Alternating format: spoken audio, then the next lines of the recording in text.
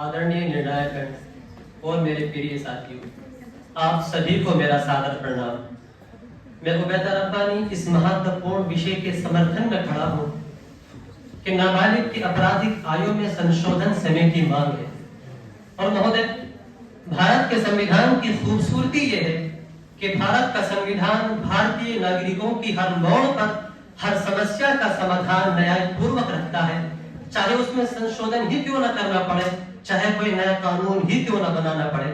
और अगर ऐसा न हो, किसी देश का कानून संविधान वहां के नागरिकों की समस्या का समाधान न कर सके, तो फिर ऐसे संविधान में या तो संशोधन किया जाए या फिर ऐसे संविधान और कानून को नष्ट कर देना ज्यादा अच्छा होगा।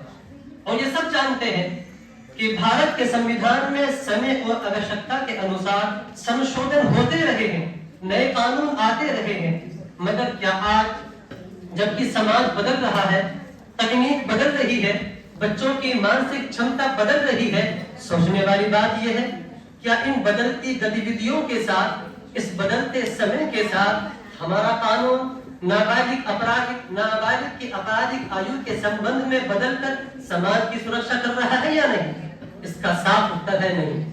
इसलिए कि निर्भया जैसे गंभीर मामले में महोदय, एक अपराधी को केवल 17 साल यानी उम्र कम होने के कारण अपराध की गंभीरता को नजरअंदाज कर दिया गया। क्या ये पीड़ित पक्ष के साथ अन्याय नहीं है?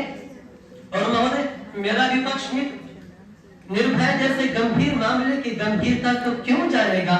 इसलिए कि हिंदी की कहावत है, जिस पर बीतती है वही जानता है। दिल पर जो बीत रही है वो कहाँ जान सके, दिल पर जो बीत रही है वो कहाँ जान सके, उस पर गुजरी ही नहीं वो क्या पहचान सके। और हमने चुप रह के भी देखा है जमाने का मिजाज, दर्द अपना है मगर कोई समझता ही नहीं। और महोदय, कोई दीवाना कहता है, कोई पागल समझता है, मगर धरती की बेचैनी को बस बादल समझता है। और मेरा कानूनी पहला तर्क ये है कि 2012 के निर्भया केस के बाद जब समाज ने प्रश्न उठाया और कहा गया कि क्या केवल उम्र के कारण न्याय अधूरा रह जाएगा, तो फिर कहीं जाकर 2015 में संशोधन किया गया और कहा गया कि अब 16 से 18 वर्ष के गंभीर अपराध करने वाले किशोरों को वयस्क की तरह ट्रायल किया जाएगा। इसका साफ मतलब ये है कि कानून ने खुद स्वीकार किया है कि 16 से 18 वर्ष के किशोर मामले की गंभीरता को समझते हैं। और महोदय, मैं कहना चाहूंगा कि न्याय के तराजू में केवल उम्र नहीं बल्कि अपराध की गंभीरता भी तोली जानी चाहिए। और अगर हम अंतरराष्ट्रीय दृष्टिकोण से बात करें तो महोदय, आपराधिक आयु, धन्यवाद, जय हिंद, जय भारत।